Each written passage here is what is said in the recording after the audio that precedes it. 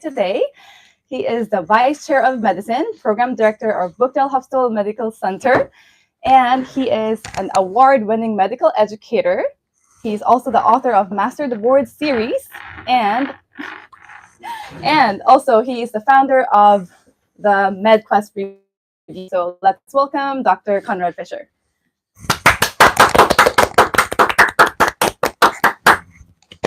Happy to be here, Sarang. Okay, so we're also very happy to have you and for your time today.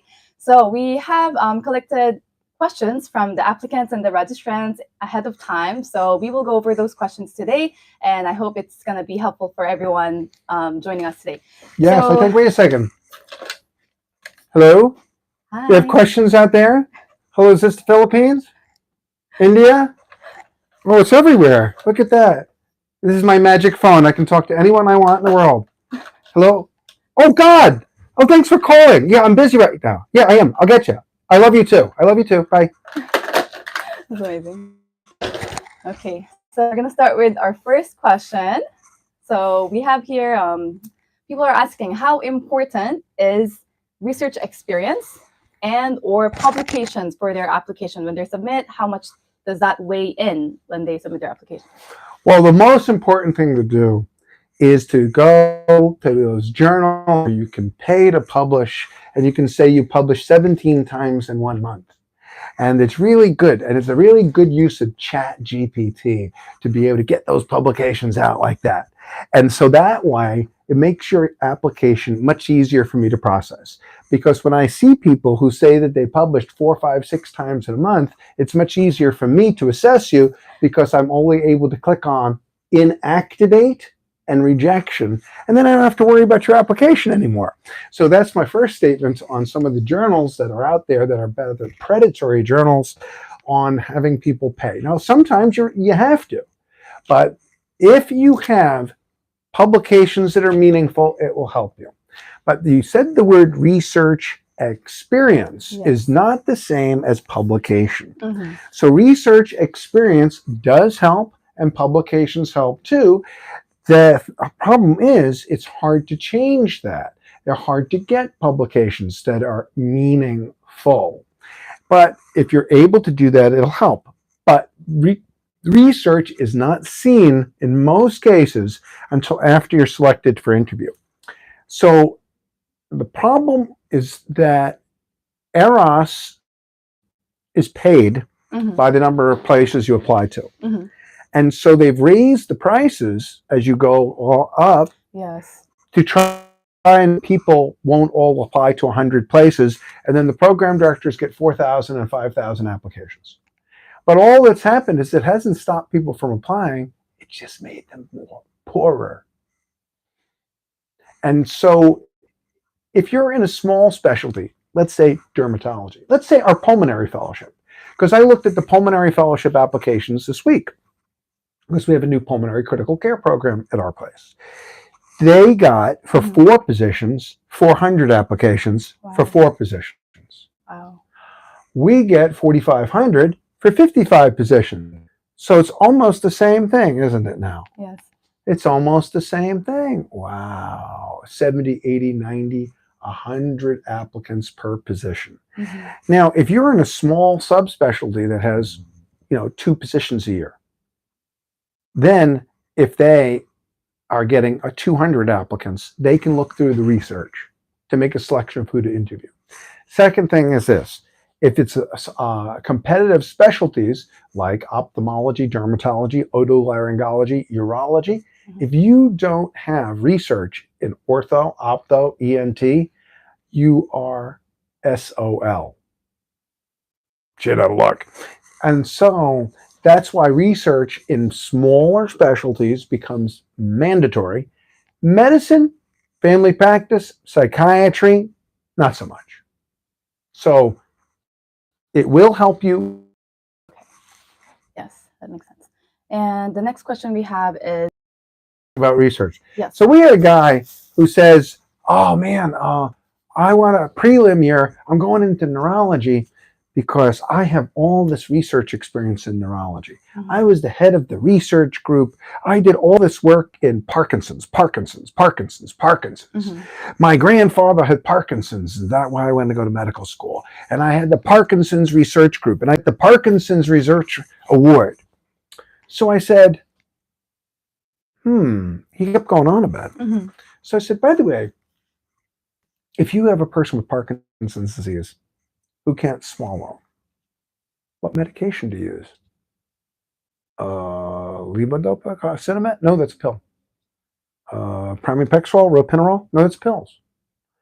COMT inhibitors? No, that's pills. It's called rotigotine. Rotigotine is a patch. By the way, if you suddenly forget to start the Parkinson's med when the patient comes to the hospital and you go into sudden withdrawal of Parkinson's meds, do you know what happens to you besides get stiff? Seizures? No. Kidney failure? No. It's rhabdomyolysis. Rhabdomyolysis is what you get if you suddenly stop Parkinson's meds. So where am I going with this? Okay, he didn't know what isradiphyline is, which is a brand new drug to stop on-off phenomena. And I wouldn't expect that. It's not a step 2 question. But he kept saying I had all this research experience in one area. And I go, you're a bullshitter. You're a bullshitter. Okay? Bakwas, sub bakwas. Because that's how you can tell if in other words, or not. Oh, if you're going to say that you've got something special, you better know it. And have the answers to the It's like saying that you go into GI, but you don't know what guaiac positive brown, maroon, cranberry, and bright red is. You got to know your shit. That's right. Yes, I agree with you, Dr. Fischer. So other than research, another question they had was, how about step 3 exam? How much does it weigh? Do programs mostly prefer that they have step 3 ahead of time before applying? Is it okay that they take it while applying, or is it okay if they don't have it? That's a very important question. It's extremely important now that step 1 is pass fail.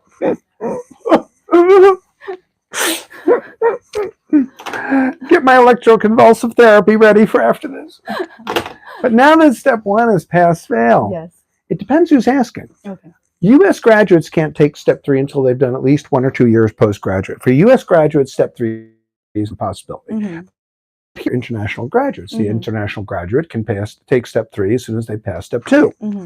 And so, therefore, step 3 becomes much more important as an opportunity for you to show yourself. So it's important for 2 things. Number 1, if you did not get a great score on the second thing is that if you need an H visa, step 3 is indispensable because you can't have an H visa unless you have step 3. A third thing, is that program directors like step 3 because they don't have to worry about you to be promoted for 3rd year. Because most programs in the country now have mandatory to take step 3 prior to being promoted to 3rd year. Because we don't want you in a senior year in residency. And if you're in surgery, you're studying in psych. And if you're in psych, you're studying OB. And if you're in OB, you're studying medicine. It's past step 3. So us in medicine, which is where most of the international graduates go, the medicine and family practice, for family practice, it's more okay. It's you have to know more outside of one specialty. But in my specialty, internal medicine, we don't want you studying psych and peds and surgery when you're supposed to be for your internal medicine boards. So one of the fastest ways for programs to improve their board pass rate is say, step 3, go. And so I have several times people lost a year. They had to sit out a year because they lost their 3rd year contract. So those are the 3 reasons to have step 3. The 3 reasons to have step 3 are for immigration purposes. It is to show yourself to look better for program directors, and it is to make the program director's life easier so that we don't have to chase you in 2nd year. All right. And I guess it's also easier if you're already done with the exam while doing residency as well. So correct. during the residency as well. Yeah. So the next one we have is, this is from IMGs who are old graduates, for instance, like maybe more than 5 years, more than 10 years. Apart from doing well on the USMLE STEP exams, like what are the things they can do to increase their chances of matching? Although I am aware it depends on the program and their cutoff in terms of like year of graduation.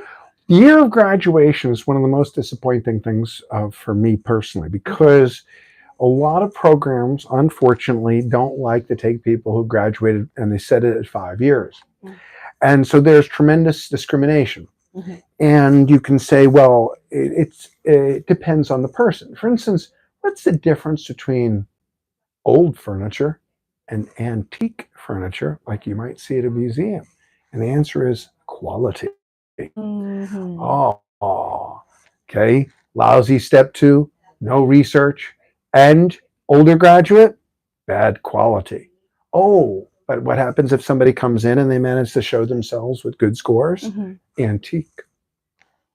Okay. Mm-hmm. And so you have the only way to compensate,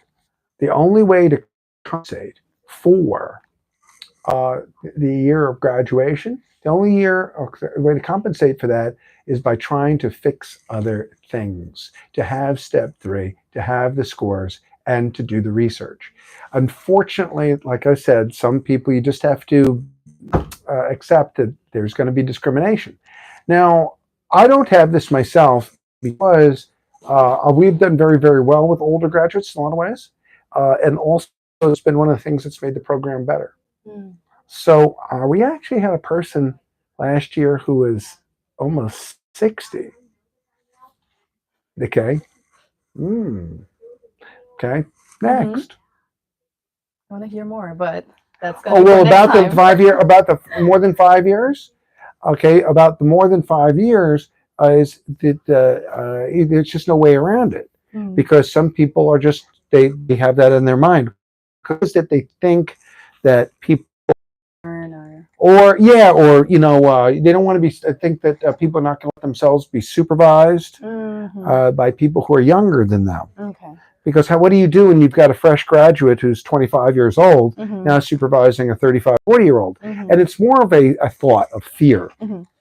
Of like authority and yeah, I love being told what to do with people younger than me. It's like, finally, I'm going to mature. And so the next question I have is, after submitting all the applications, there's things called to send a letter of interest. Does it even do anything? Does it affect their chances of getting interviews? Should they send it to the program director and the program coordinator? Should they send it to just the one person, or should they even send it? Does it do anything? Oh, you mean before they get selected for interview? Yes. Okay, so I get more emails faster than I can delete them, unfortunately, because it's in the season, at the height of the season, which is the 30 days after Eros opens, and then it's 1 week, 2 weeks, 3 weeks, and people if they don't get interviews, then they start to get really nervous. And so 2 weeks, 3 weeks, 4 weeks after Eros opens, then you start getting about 10 emails a day. And you don't lose anything. There might be somebody who responds, but you should have very low expectation of getting a response. I responded to one person today two people. I felt one person was looking for an observership, and I felt sorry for them. The second person was looking for a PGY2 spot. Okay. It was weird, though. The guy was writing on behalf of his wife. He was writing on behalf of the wife for a spot. And I thought that was weird. Okay. But the thing is, because I said, look, we're not going to have any PGY2 spots, but there will be plenty, but you're 6 months too early. The PGY2 spots won't open until March, April next year, minimum. And the person looking for U.S. clinical experience, I felt sorry for, because the programs say we got to have U.S. clinical experience, and then they don't give people a way to get the U.S. clinical experience. So why are they asking people to do something, then not giving them an opportunity, and then they get stuck in these rotations where you have to pay? Yeah, so and much money. but what choice they have? What choice do people have? Mm-hmm. So this is one of the, I bring it up at the program directors meeting. When they have the 57 sessions on diversity, equity, and inclusion. Mm-hmm. I go, you ask people for U.S. clinical experience, but then you don't let them rotate at your place. Yes. I don't see a lot of inclusion. USMLE costs 1/3 to 50% more for international graduates than for U.S. grads. I don't see a lot of equity in that. You don't like people who have visas. I don't see a lot of diversity. I'm not seeing diversity, equity, and inclusion. I'm seeing perversity, insincerity, and exclusion. Yes, it's very unfortunate that people have to pay so much money to do all these rotations because they are desperate, and of course they want to add something, and it's hard to find rotations where they're accepted, especially in a hospital setting, because they're under admin and all that. So yeah, unfortunately, how it is. Yeah. I particularly like when all the people talk about diversity of things, and then or the equity, and I go, well, you know that very few people come to repeat residency or do residency from the more what they call resource rich Mm-hmm. Western Europe, Australia, Japan, handful from Japan, South Korea, handful. And the same people talking about equality, equity, are also requiring people who are in countries where the doctor makes $2,000 and $3,000 and $4,000 a year, $5,000, $10,000 a year. Okay, well, let's say that you're making $30,000, but there's a lot less than that, and then pay for these rotations. Oh man, it's like the mafia. Yeah, it's like I think through the agencies, it's like $1,500 per month. Some are like $3,000, $4,000, and it's just ridiculous. It's like, how do you even afford that? It's like, cannot even imagine. But people actually do pay for those to get rotations, which is 10 years ago. A group of doctors came to me and they said, Conrad, we're going to start those rotations, and it's going to be a gold mine, and it's going to be great, and you're going to be the panda, and we're going to have everybody watch you eat eucalyptus leaves and be on rotation. And I did it for about 6 months, and I felt terrible.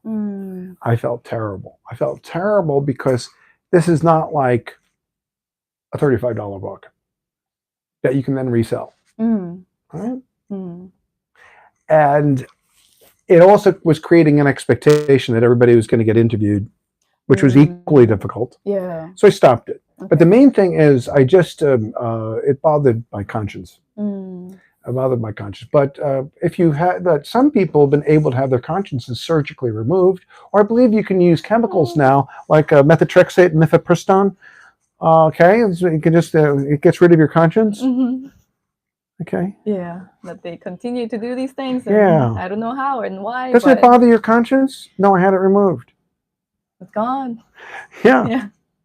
Unfortunately. But what's the problem is that the ethical beings, the program directors, who have a very high feeling of their own ethical nature, have not advocated for this. They not pushed that. And so it needs, what it really needs is a class action lawsuit. A class action lawsuit, which is a group of people suing as a class. Okay, you're discriminating against us as a caste, as a group. Yes. But it's very hard. It's been very hard. I don't think I've ever heard of it happening. And when I bring it up, well, what do you think happens to people who have even a tiny bit of conscience, and then someone gets up in a big meeting of 1,000 program directors and associate directors and administrators and DIOs and brings this up in a ballroom in front of all those people? Oh, Conrad, thank you so much for bringing that up. Our conscience is touched. We must change and reform immediately. They don't have time to say that, so they shorten it to 2 words. Shut up. Oh my gosh. Yeah. I can imagine it's probably like a pinball drop silence. Everyone's just like, all right, so okay, let's move on to the next topic. Kind of next thing, topic. Right? Yeah. It's like, we don't want to talk about that now. It's not my problem. Exactly. Yeah. A man goes to see his doctor. He says, Doctor, I'm very depressed. I feel like I'm being constantly ignored. The doctor says, next. Yeah, and you're like, okay, what can we do? I tried. Right? Yeah. Mm. Yeah. So it So is unfortunate. also, it would be different if I was at a doctor's meeting Mhm. for dermatology, Mhm. ophthalmology, otolaryngology. You're 95% US grad. Mhm. Remember, there's IMGs and everything. Yeah. But internal medicine is 52% IMG, and it's the largest specialty. And I Mhm. say to you, I'm like, guys, how can this not be important to you? Mhm. The majority of us. Mhm. And the answer is, it's kind of like talking to people in a country Mhm. where there's only 5 or 10% wealthy people, Mhm. and you're in the meeting with the wealthy people, and Mm. you say, "What about all those poor people?" Mhm. And they go, "Who? What are you talking What about? are you talking about?" Mhm. Yeah. So this is a hard discussion to have with people, Mhm. and but I have been a failure. I have not been successful with this. Well, you have tried, and you're advocate for IMG, so we appreciate that in your heart. So yeah. So for the interest of time, we'll move on to the next question. Yeah. Yes, and so it's gonna be on interviews now. So Well, it's even better. Then we can come do another in little pieces of it. Because the thing is that attention span here, I've got the attention span of a ferret on a double espresso. Okay. yes. How many So program directors with attention deficit disorder does it take to change a light bulb? how much attention span? I'm sorry, what was the question? Yeah, I was asking Never the mind. question. Okay. yes. Okay, so now gonna be about interviews.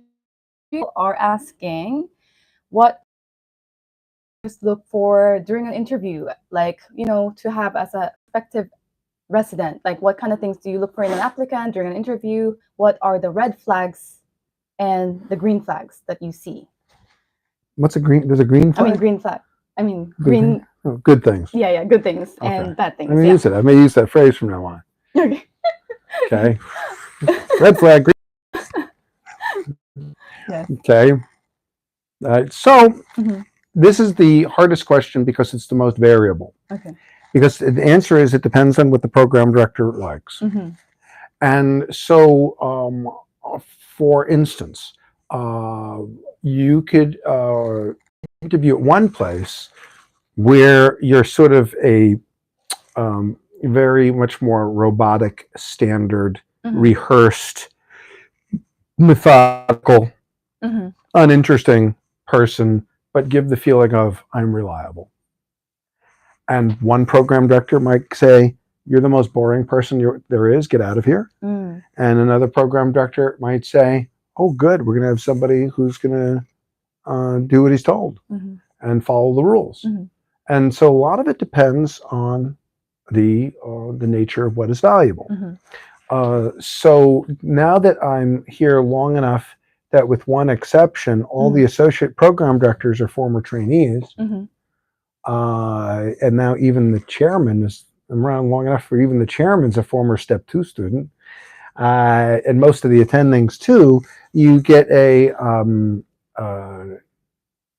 kind of agreed upon set of values Okay. for what people want, Okay. which is if they so like for instance, people we value a kind of warmth, communicability, Okay. people to make people feel at ease. hmm People are going to spend a long time with each other. They're going to spend much more time with the residents with each other than with the attending. Mm. And numerically speaking, on many rotations, you'll be with the trainees hours, awake hours, hmm than any person in your family. hmm So it's got to be somebody that you won't mind seeing in the lounge or in the emergency room at 2 o'clock in the morning, hmm and someone that gives them the feeling that if somebody's crashing, like for instance, the Organ Donor Network called me hmm an hour or two ago. I'm the head of the Organ Donor Committee for the hospital, the ethics committee, and they said, "Well, we have a patient who's been being declared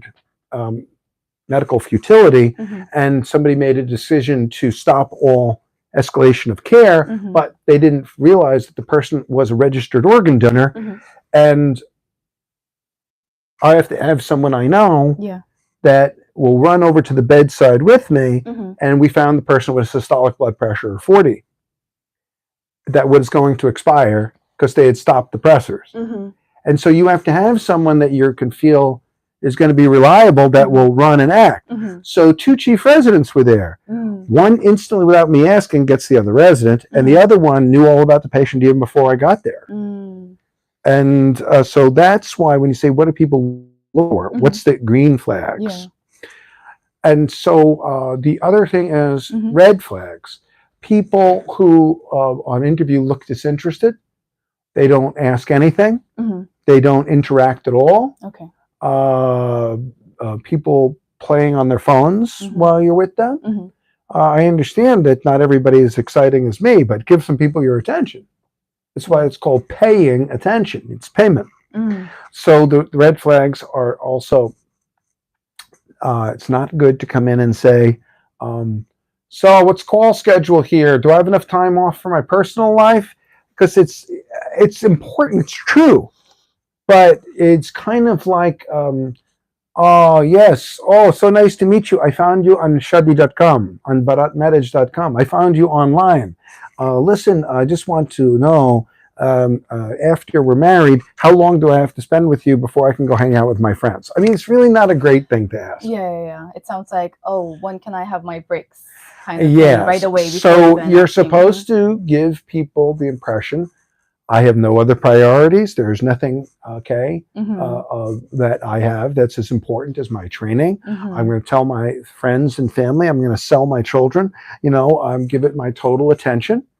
But it's just one of those things that's, I don't say it's like faking it, but it's the thing, the impression you want to represent, especially nowadays it's online, and of course there's limited time to the interview as well. So I guess you want to show what's best and show that you're interested and you want to do the work, put in the work, and also be a team member. And while we're at this now here, and so you've said this here, sometimes interviews can be based on what the local program values. And you go like, how am I supposed to know that?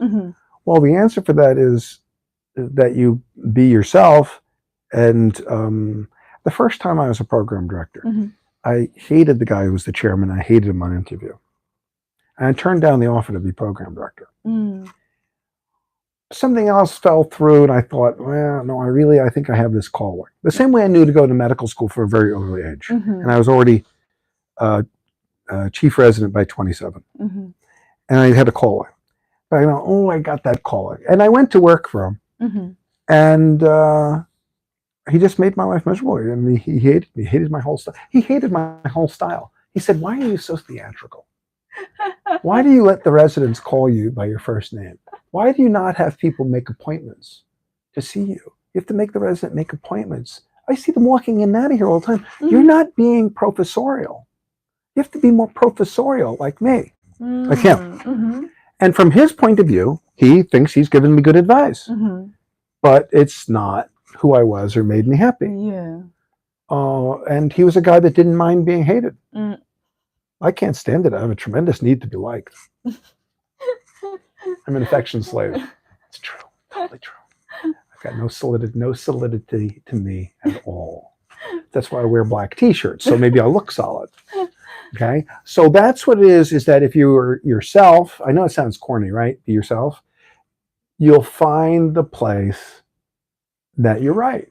One person's weird is another person's interesting. The other thing is on interview is very few people cultivate their Zoom background. Do you notice that even if you didn't know anything about me and I let you see what's on the wall in Conrad Fischer's office, and well, this one's in Hebrew.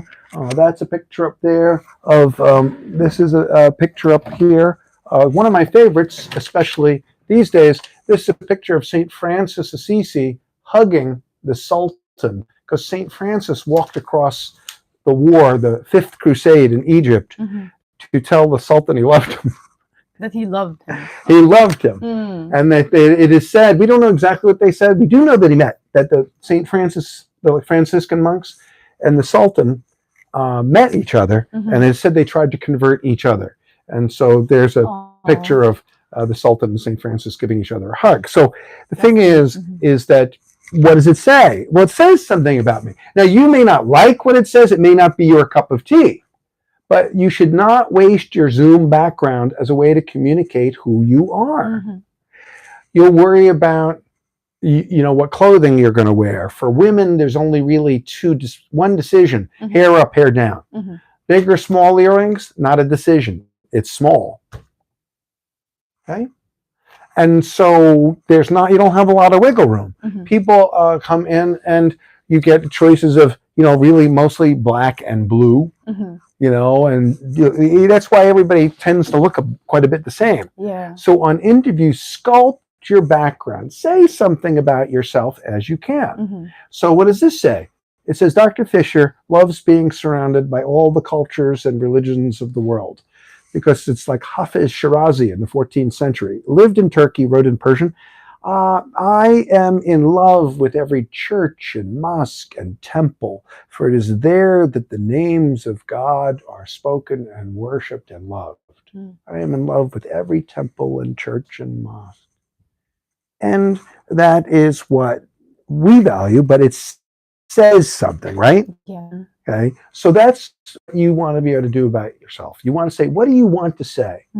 Or one who says, "Oh me, oh life, of the questions of these recurring of cities filled with bush, and what good will we find amidst the answer that you are here? The powerful play of life goes on, and you may contribute a verse line." And so you want to say to people, if are on interview, if you, in the fact of human destiny, because we always want to do more than we can, and then don't do anything because we go like, I can't do as much as I want. So you say, no, if life were a script of the planet, a record, and you could choose to say your life was represented by a single line in the book of life of the planet, of the civilization, what would you want that verse, that line to be? And that's what you'll communicate. And if you think of it that way, your interview experience will be a lot more relaxed, because other than that, interviewing, you see, my response to nervousness is I try too hard. It's not free and loose like it is here, you know? And so that's why practicing interviewing does help, so you can find out your mistakes.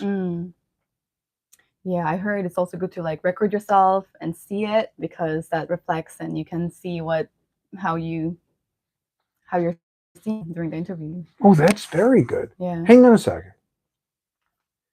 Hey, is it possible that I can go on camera? I don't think I've ever been on. Yes. Yes.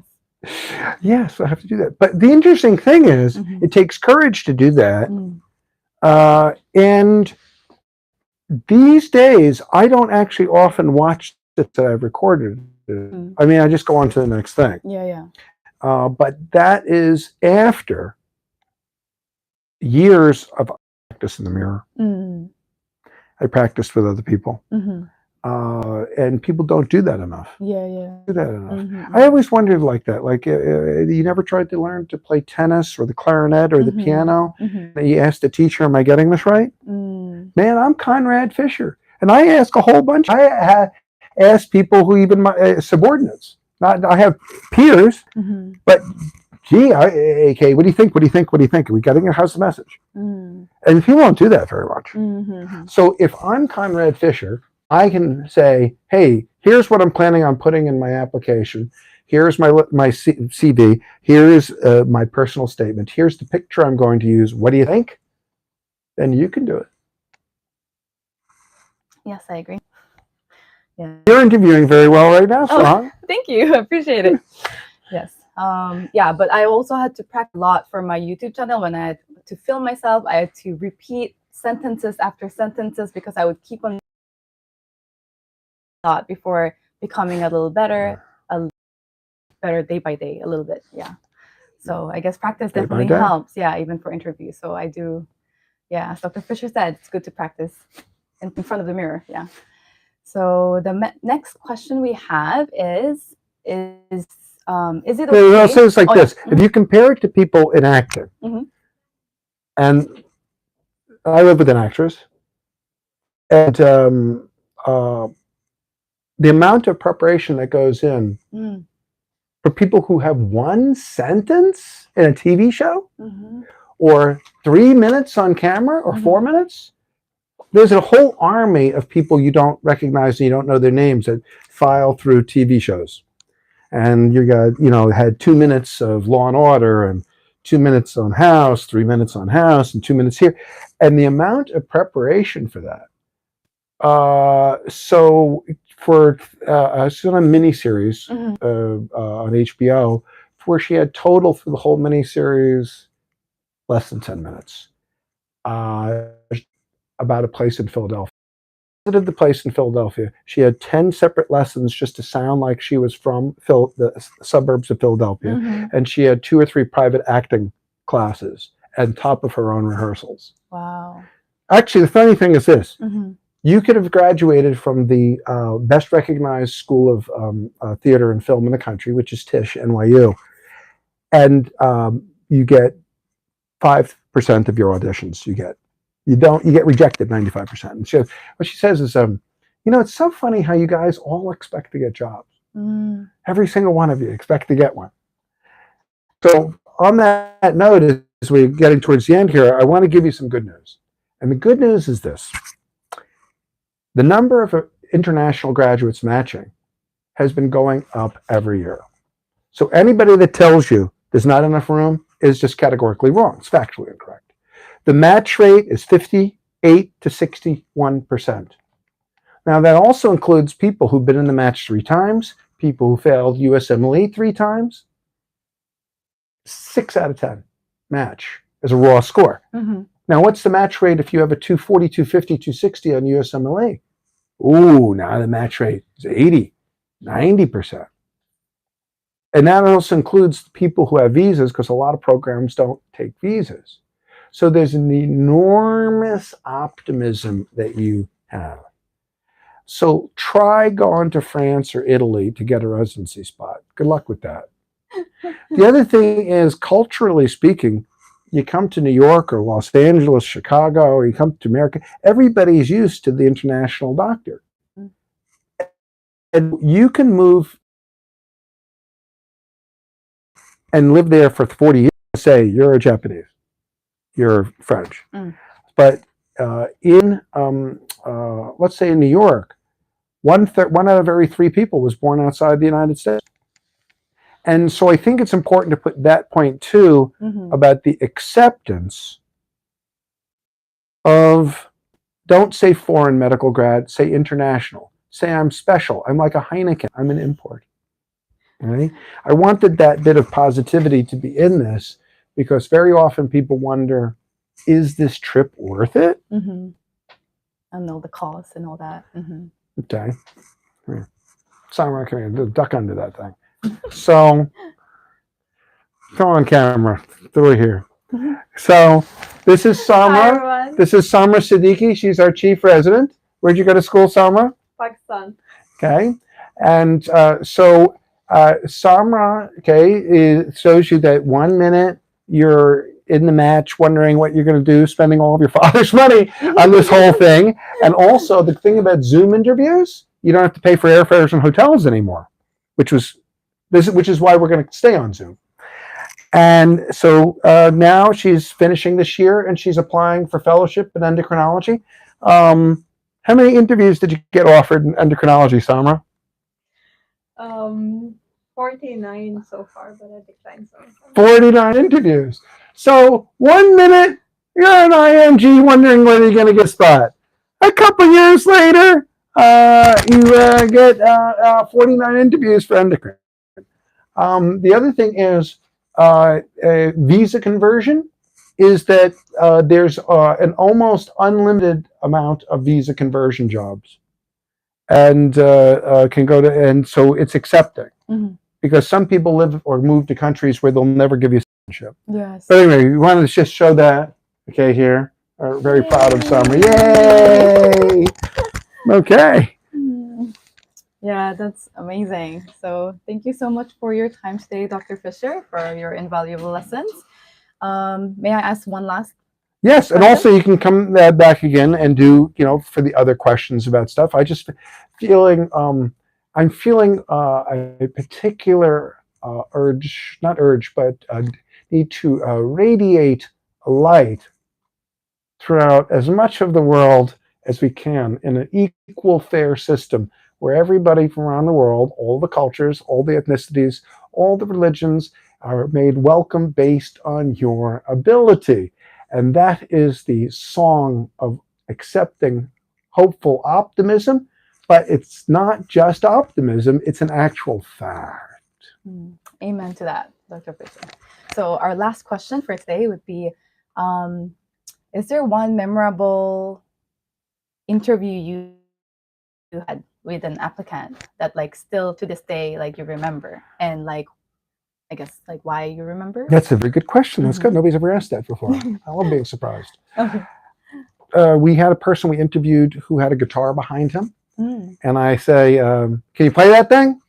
And he goes, yeah. I go, okay, your interview is you're going to play me a song.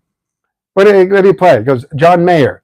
And so he plays a John Mayer song. Your body's a wonderland. Yeah. And I go, okay, you get a contract.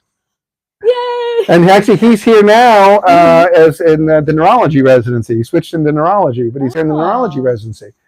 Another person, we made an offer, and the interview was over, and they forgot they turned their camera on, and they forgot that they didn't turn. They forgot to turn their camera off. Okay. I turned mine off, but he forgot, and he cried.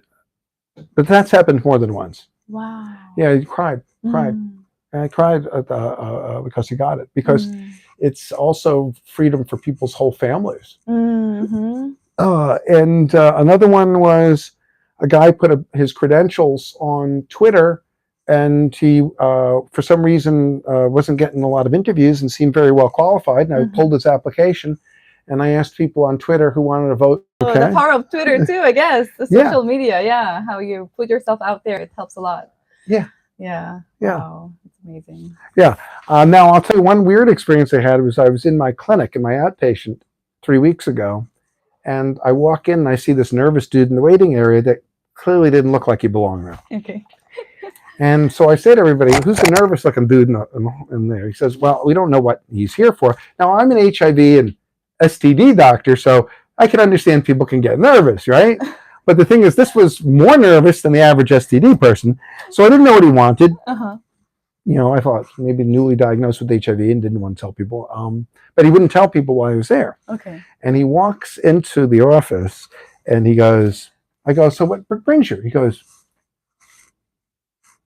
I'm not really a patient. I'm an applicant. Here's my CV. Will you interview me? And he pretended to be a patient because he was an older graduate who had failed USMLE, step 1. Wow. In the past. He did well on step 2. Yes. But he had failed step 1, and as an older graduate, didn't get it. So I'm going to meet him. I decided we're going to interview him. Okay. Because I don't know. I just, we'll